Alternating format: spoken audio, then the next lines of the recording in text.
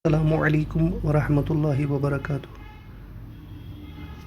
बेटा, आज जो मैथ्स का कंसेप्ट पढ़ना है ये कल के ट्राइग्नोमेट्रिक रेशोज़ में से नेक्स्ट पोर्शन पढ़ाया जा रहा है।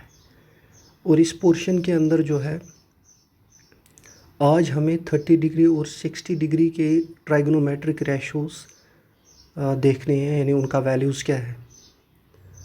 Trigonometric ratio of sine of angle 30 and angle 60, और उसमें 6 के 6 ट्राइग्नोमेट्रिक रेशोज़ देखने, यानी sine, cos, tan, cosec, sec and cot. वो 30 का भी देखना है और 60 का भी देखना है। उस सूरत में आप जो है एक ट्रायंगल जो हमने ऊपर बनाई है, ये एक इक्विलेटरल ट्रायंगल है। इक्विलेटरल अगर आपको जहन के अंदर होगा, इस ट्रायंगल का जो नाम है यानी ए बी सी, तो बेटा इसकी 3 साइड्स है, ए बी सी और ए सी। अगर आप देखोगे तीनों साइड्स को मैंने क्या रखा है 2a। इट मीन्स तीनों की लेंथ क्या है, बराबर है।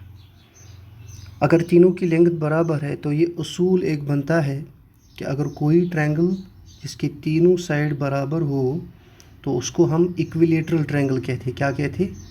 इक्विलेटरल ट्रायंगल, यानी जिसके तीनों साइड बराबर हो। लेकिन इक्विलेटरल ट्रायंगल से एक और चीज़ हमें मिलती है वहाँ से ही, कि जो इक्विलेटरल ट्रायंगल होती है उसके तीनों एंगल्स बराबर होते हैं। यानी अगर इसके तीनों एंगल्स बराबर होंगे तो 1 से 180 से 3 डिवाइड करेंगे तो वो 60 डिग्री बन जाता है। So all the 3 angles are 60 over here. यानी साइड का मेजरमेंट है 2a और एंगल का मेजरमेंट है बेटा 60 डिग्री। तो तीनों एंगल्स कितने हैं? 60 डिग्री है। ओके, ना मूव फॉरवर्ड। अगर आप देखोगे तो देखने के लिए यहाँ पर भी है, देखो ये एंगल कितना है बेटा, ये एंगल बेटा है 60 डिग्री। ये भी कितना है? 60। और ऊपर के एंगल को हमने 30 लेफ़्ट में और 30 राइट में लिखा है। अगर आप देखोगे ऊपर के एंगल को हमने 30 लिखा है, 30 आई एम सॉरी 30 लिखा है। वो इस वजह से लिखा है क्योंकि जो ये ट्रायंगल थी, इस ट्रायंगल को ऊपर से हमने एक परपेंडिकुलर बाइसेक्टर डाल दिया है। पहले ये ट्रायंगल थी ए बी सी, लेकिन अब हमने इसको परपेंडिकुलर बाइसेक्टर डाल दिया है ए डी। उस परपेंडिकुलर बाइसेक्टर पहले क्या होता है कि जो सीधा उस साइड पे चढ़े, यानी जिस साइड से ये टच करेगा उस साइड को ये 2 अलग अलग हिस्सों में तकसीम करेगा। यानी बी सी का वैल्यू क्या था, यानी इसका साइड का वैल्यू था 2a। तो इट मीन्स जब ये इसको डिवाइड करेगा तो एक हिस्सा बनेगा a, दूसरा हिस्सा भी बनेगा a। और दूसरी बात जो है, ये टच करता है इस बेस को 90 डिग्री पर। तो इस एतबार से ए डी ने कितने हिस्सों में तकसीम किया ट्रायंगल को? 2 हिस्सों में, यानी ट्रायंगल ए बी डी और ट्रायंगल ए सी डी। और दोनों ट्रायंगल जो बन गई वो राइट एंगल ट्रायंगल बन गई। अब क्या क्या इन्फॉर्मेशन हमें मिली कि जो ट्रायंगल ए बी डी है, जो ट्रायंगल ए बी डी है, ये वाली ट्रायंगल ए बी डी, इसका एक एंगल ऊपर का कितना है? 30। क्यों? क्योंकि परपेंडिकुलर बाइसेक्टर ने ऊपर की 60 डिग्री को कितने हिस्सों में तकसीम किया? 2 हिस्सों में। और नीचे वाला एंगल कितना है बेटा? 60। और ये वाला एंगल कितना है? 90। तो अगर आप चेक भी करना चाहोगे, 90 + 60 कितना हो गया? यानी ये 90, ये 60 कितना हो गया? 9 और 6 15, यानी 150, और ऊपर के 30 हो गए 180। तो इस दूसरी बनी हुई ट्रायंगल के भी एंगल्स कितने बराबर आते हैं? इसके एंगल्स आते हैं बराबर 180। और यही मसला है इस वाली साइड की ट्रायंगल का भी, कि जो वैल्यूज़ हमें लेफ़्ट यानी ट्रायंगल ए बी डी के मिले हैं वो हमें राइट वाली ट्रायंगल ए डी सी के भी मिले हैं। दोनों राइट एंगल ट्रायंगल्स। तो इसमें से अगर हम एक ट्रायंगल का वैल्यू उतारेंगे यानी निकालेंगे तो दूसरे ट्रायंगल का भी वही होगा। तो हमें दोनों का नहीं निकालना है, हमें एक का निकालना है। तो इस वजह से हमने इस इक्विलेटरल ट्रायंगल के कितने हिस्से किए? 2 हिस्से किए। अब ज़रा सा थोड़ा यहाँ पर ध्यान दे दो, ए बी साइड कितना है? 2a, वो तो पहले ही पता है। और बी डी कितना है? यानी बी डी, सर वो तो 2a का निस्फ है, यानी बी डी जो है, बी डी इट इज़ निस्फ किसका, बी सी का निस्फ है, यानी हाफ बी सी का निस्फ है। तो बी सी पूरा कितना था बेटा, 2a, कितना था 2a, तो 2a के दो हिस्से करो तो वो एक a यहाँ से आ जाएगा, एक a यहाँ से आ जाएगा, तो वो मैंने कसर से यहाँ पर ख़त्म कर लिया है। 2a डिवाइडेड बाई 2, यानी कि उसको दो हिस्से करेंगे, 2 और 2 कैंसिल हो जाएगा, वहाँ रह जाएगा a। तो बी डी का वैल्यू निकला a, ए बी का वैल्यू निकला 2a, बी डी का वैल्यू निकला बी डी का वैल्यू निकला a और ए बी का 2a। ज़रा इस ट्रायंगल को देखो, A B D, A B D, तो बी डी क्या निकला बेटा a और ए बी कितना निकला 2a। तो दो साइड एक ट्रायंगल में पता है, लेकिन तीसरा साइड पता नहीं है, तो कौन सी थ्योरम लगाएंगे बेटा, हम लगाएंगे पाइथागोरस थ्योरम। पाइथागोरस थ्योरम में क्या है, इसको हम कहेंगे हाइपोटेन्यूज, इसको कहेंगे बेस और इसको कहेंगे अल्टीट्यूड। हाँ, तो पाइथागोरस थ्योरम में hypotenuse square is equal to base square plus altitude square, वही हमने यहाँ पर लिखा है। हाइपोटेन्यूज है ए बी और बेस है बी डी और ये है ए डी, तो A B square is equal to A D square plus B D square. तो फिर मैंने क्या किया है, हमें ए बी पता है बेटा, हमें ए बी पता है और हमें बी डी भी पता है, यानी ए बी भी पता है, बी डी भी पता है, लेकिन ए डी पता नहीं है, ए डी पता नहीं है। तो हम इससे क्या करेंगे, हम ए डी को ही निकालेंगे। क्या मैंने किया, ऊपर वाली इक्वेशन को देखो, A B square is equal to A D square plus B D square. तो बी डी को मैंने लाया है कहाँ, लेफ़्ट में, तो ये पहले प्लस था, जब ये इज इक्वल टू के लेफ़्ट साइड में आ गया तो इसको क्या बनेगा, माइनस बनेगा। ए डी वैसा का वैसा ही है, वो राइट साइड में था और यहाँ पर भी वो कहाँ है, राइट साइड में ही। तो ए बी में से बी डी को निकालेंगे तो वो बन जाएगा ए डी, जो हमें ज़रूरत है यहाँ पर। पाइथागोरस थ्योरम तो ये है, लेकिन उस पाइथागोरस थ्योरम से हमें क्या निकालना है, हमें असल में ए डी निकालना है। तो ए डी किसके बराबर होगा, फ़र्ज़ करो 5 है बराबर 2 + 3, तो 2 किसके बराबर होगा, 3 लाएंगे यहाँ तो वो बनेगा माइनस, तो 5 में से 3 को निकालेंगे तो वो 2 बन जाएगा, वही तो हमें ज़रूरत है। तो फिर अब आप फिर से देख लो, तो इक्वेशन ने दूसरा मोड ले लिया है। तो पाइथागोरस थ्योरम ये है, hypotenuse square is equal to perpendicular square plus base square, लेकिन हमें परपेंडिकुलर निकालना था तो वो परपेंडिकुलर हमने यहाँ पर रख दिया। तो अब ए बी का वैल्यू क्या है, ए बी का वैल्यू है 2a square minus B D का वैल्यू क्या है a, तो वो a स्क्वायर बनेगा, तो ए डी तो निकालना है। अब यहाँ पर आप एक चीज़ देख लो बेटा, ये 2a स्क्वायर है, ये a स्क्वायर है, is equal to A D square. तो एक इक्वेशन हमारे जहन के अंदर आ गई जिसको हम एक क्वाड्रेटिक इक्वेशन कहेंगे, इसको हम a ले लेंगे और इसको हम b ले लेंगे, तो ये a स्क्वायर और माइनस बी स्क्वायर बन जाता।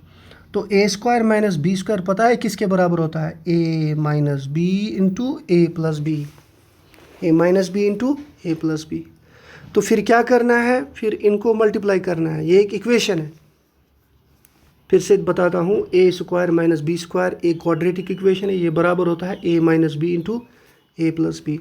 अब a को जो प्लस है इसको पहले करेंगे मल्टीप्लाई किसके साथ, a के साथ, फिर करेंगे किसके साथ, b के साथ। इसी तरीके से माइनस b को करेंगे किसके साथ, a के साथ, फिर करेंगे b के साथ। वही मैंने यहाँ पर किया है, a इंटू ए, फिर से दिखाता हूँ, a इंटू ए, दोनों क्या है प्लस, तो ये बनेगा 2a। a इंटू ए क्या हो गया, 2a, a इंटू ए हो गया a स्क्वायर। एक सेकंड में देखता हूँ,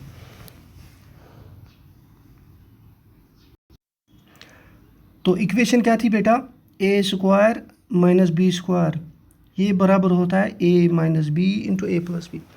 लेकिन हमने a क्या लिया था ऊपर, a लिया था हमने 2a स्क्वायर और b क्या लिया था a स्क्वायर। तो हम यहाँ पर a के बजाय में 2a ले लेंगे और b के बजाय में a ले लेंगे। इसी तरीके से a यहाँ पर ये है और b यहाँ पर ये है, तो a minus B into a plus B. तो इक्वेशन हमने अब अपने टर्म्स की बनाई है, जो हमारे पास अपने टर्म्स थे उन्हीं की इक्वेशन बनाई है।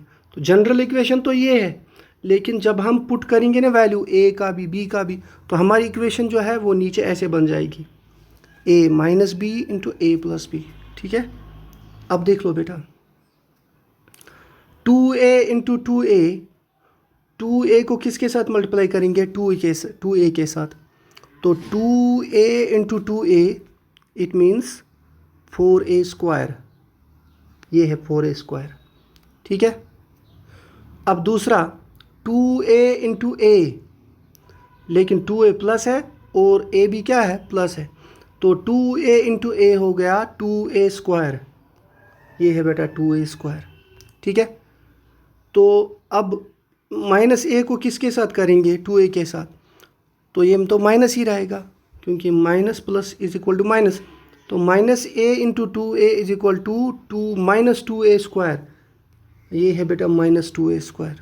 ठीक है, अब फिर से आ जाओ, minus a into plus a, minus plus हो गया माइनस a और a हो गया a स्क्वायर, तो माइनस a स्क्वायर, तो बेटा वो माइनस a स्क्वायर भी मैंने यहाँ पर लिखा है। तो इस इक्वेशन को जब हम सॉल्व करेंगे तो क्या बन जाता है, 4a square plus 2a square minus 2a square minus a square. देखो प्लस 2a स्क्वायर और माइनस 2a स्क्वायर क्या हो जाएगा, कैंसिल हो जाएगा, बचा क्या, 4a square minus a square.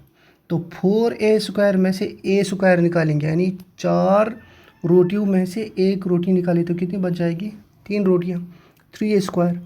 तो ये 3a स्क्वायर क्या है, ये बेटा वैल्यू है ad स्क्वायर का। तो ad अगर आप जनरल इक्वेशन को देखोगे ना, 2a में से एक a को निकालेंगे तो कितना बन जाएगा, एक a स्क्वायर ही।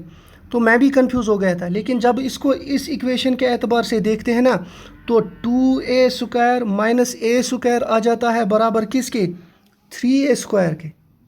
तो डायरेक्ट इक्वेशन के बगैर इसका a स्क्वायर ही निकलेगा, लेकिन जब इसको इक्वेशन के एतबार से करेंगे ना, तो 3a स्क्वायर किसके बराबर आए, ad किस स्क्वायर किसके बराबर आएगा, 3a स्क्वायर के बराबर आए। तो फिर मैंने यहाँ पर लिखा है ad square is equal to 3a square. तो इसका स्क्वायर चढ़ाएंगे किसके ऊपर, इसके ऊपर, ये क्या बन जाएगा, रूट। तो फिर a स्क्वायर और रूट क्या हो जाएगा, कैंसल, लेकिन 3 का रूट वही रह जाएगा। तो ad किसके बराबर आएगा, रूट 3 इंटू a, या a इंटू रूट 3। हाँ, अब ad भी निकला और अब हमारे पास ab भी है और bd भी है, यानी ad भी निकला, ab भी है और bd भी है, तो तीनों साइड तो निकल गए। अब हम इनके साइन वैल्यूज़ को इंटरप्रेट कर सकते हैं। आप देखो, साइन ऑफ एंगल BAD कौन सा है, BAD, यानी ये वाला एंगल जो ऑलरेडी कितना है बेटा, 30 डिग्री है, वो 30 डिग्री एंगल है। तो इसका साइन किसके बराबर होगा, साइन होता है अपोजिट साइड बाय हाइपोटेन्यूज। बेटा देखो, इस एंगल का अपोजिट साइड कौन है, BD, हाइपोटेन्यूज क्या है, AB। तो साइन हो गया बराबर BD by AB, BD by AB। तो साइन हो गया बराबर, साइन ऑफ एंगल 30 हो गया बराबर BD बाई AB। BD का वैल्यू अगर आप देखोगे ना, BD का वैल्यू होता है A और AB का वैल्यू है बेटा 2A। AB का वैल्यू कितना है, 2A। So A by 2A, BD by AB is equal A by 2A। देख लो बेटा यहाँ पर a बाई 2a, a और a क्या हो जाएगा, कैंसिल, तो उसके बजाय में आएगा 1, so it means it becomes 1/2, 1 तो साइन ऑफ एंगल 30 यहाँ पर निकला 1/2। अब कॉस देखो बेटा, कॉस बराबर होता है एडजेसेंट साइड बाई हाइपोटेन्यूज। अगर आप इस ट्रायंगल की तरफ देखोगे, एडजेसेंट साइड कौन सा होगा, यानी base, base by hypotenuse. Base क्या है इस ट्रायंगल में, अगर आप एंगल 30 को ले लोगे तो बेस ये है AD, हाइपोटेन्यूज क्या है AB, AD by AB, AD by AB। AD कितना निकला है, AD निकला है A√3 जो अभी हमने किया, और AB कितना है 2A, और उसमें भी A और A क्या हो जाएगा, कैंसिल, तो ये निकलेगा बराबर √3/2। अब tan को देखो, tan किसके बराबर होता है, tan होता है बराबर परपेंडिकुलर बाई बेस, क्योंकि अब ये है ना एंगल, एंगल का अपोजिट साइड जो होता है ना वही परपेंडिकुलर है, तो ये है परपेंडिकुलर और ये है बेस, यानी B D by A D, B D by A D. देखो बेटा, B D by A D, B D by A D equal 10। तो बी डी का वैल्यू क्या है ए, और ए डी का वैल्यू क्या है a√3। तो ए और ए क्या हो जाएगा बेटा कैंसल, तो ये बन जाएगा 1/√3। तो हमें साइन का भी निकला, कॉस का भी निकला, टेन का भी निकला, लेकिन कब, जब तीनों का हम वैल्यू ले रहे थे 30 डिग्री। साइन का निकला 1/2 और कॉस का निकला √3/2 और टेन का निकला, टेन 30 का 1/√3। अब इनके अपोजिट, साइन का अपोजिट क्या है कोसेक 30, यानी साइन का अपोजिट है कोसेक, तो साइन 30 का अपोजिट क्या है कोसेक 30। तो अगर ये 1/2 है तो ये क्या है 2/1, 2/1 इज़ 2। तो cos 30 का अपोजिट क्या बनेगा sec 30, तो cos 30 इज़ √3/2 और sec 30 इज़ 2/√3। ओके, इसी तरीके से tan 30 है, वो बनेगा 1/√3, तो ये बनेगा √3/1। तो ये बनता है because everything which is divided by 1 it the number itself. तो ये 2, तो ये 6 के 6 वैल्यूज़ निकले किसके, आई मीन टू से फॉर 30 डिग्री एंगल। तो कल हमने निकाले थे 45 डिग्री, आज हमने 30 डिग्री का निकाला। Hope this is going to be the best lecture for you people. अस्सलामु अलैकुम वरहमतुल्लाहि वबरकातुहू।